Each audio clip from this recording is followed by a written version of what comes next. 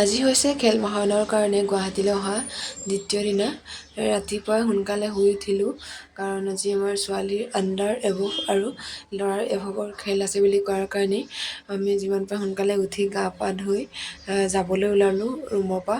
মানে আমাৰ ইয়াৰ পৰা ষ্টেডিয়ামলৈ 3 কিলোমিটাৰমান হয়গৈ। ফাৰ্ষ্টত তাত পায়ে ব্ৰেকফাষ্ট কৰি ল'লোঁ। অলপ পাছতে ড্ৰেছ চেছ কৰিব কোৱাৰ কাৰণে চবেই ড্ৰেছ চেছ কৰাত লাগি গ'ল।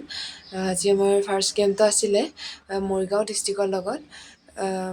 মানে গেমটো ইমানো বেয়া হোৱা নাই বাৰু, আজি ভালেই হ'ল। তাৰ পাছতে আমি চাহত বহিবলৈ গুচি গ'লোঁ। অলপ পাছত দুপৰীয়া খানা খাবলৈ হ'ল, সেইকাৰণে আমাক চবকে খানা খাবলৈ লৈ গ'ল। আজি আকৌ আমাৰ খানাত আকৌ ৰসগোল্লা দিছে, সেইকাৰণে সেইবিলাক খাই বৈ আমি দৌৰ য'ত হৈছিলে ষ্টেডিয়ামৰ ভিতৰত তালৈ চাবলৈ গ'লোঁ। তাৰ পাছতেই আমি ল'ৰাৰ এভভৰ খেল হ'ব বুলি কোৱাৰ কাৰণে ফিল্ডলৈ গ'লোঁ, কিন্তু খেল ষ্টাৰ্ট হোৱা নাছিলে, সেইকাৰণে আমি দোকানলৈ গৈ ঠাণ্ডা খাই আহিলোঁ। অলপ পাছতেই আমাৰ ল'ৰাকেইটাৰ খেল হ'ল। আজি সিহঁতৰ খেল আছিলে কোকৰাঝাৰ ডিষ্ট্ৰিক্টৰ লগত। সিহঁতৰো গেম ভালেই হ'ল। অলপ পাছত দেখিছে নহয় কিমান ৰাতি হৈ গ'ল, 7:30 বাজি গ'ল। সেইকাৰণে আমি খানা খাবলৈ গ'লোঁ 9 বজাত। খানা খাই আহি আকৌ চাৰ্জ নাইকিয়া হোৱাৰ কাৰণে গুটিদাৰ পৰা চাৰ্জাৰটো লৈ চাৰ্জ অলপ দি ল'লোঁ।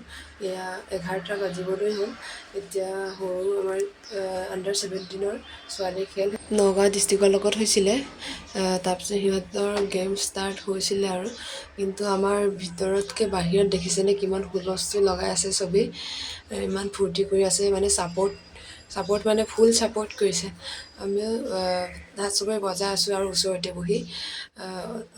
গেমটো মানে কি সিহঁতৰ ডিচাইডিং খেলিবলগীয়া হ'ল, হাৰি গ'ল পাছত। সেইকাৰণে তাৰ পাছতে আমি ৰুমলৈ যাবলৈ ল'লোঁ। সময় 12:30 বাজি গ'ল। যিমান পাৰে সোনকালে ৰুমলৈ যাবলৈ বিচাৰিছিলোঁ কাৰণ চকু মেলিবই পৰা নাছিলোঁ, ইমান যে টোপনি ধৰিছিলে কি ক'ম। অলপ পাছত বাছ আহিলে, কিন্তু সেইটো আমাৰ ডিষ্ট্ৰিক্টৰ বাছ নাছিলে। তাৰপিছত ৰৈ ফাইনেলি বাছ এখন পালোঁ। তাতে আমি কেইজনী গুচি গ'লোঁ। আজিলৈ ইমানতে আহিছোঁ।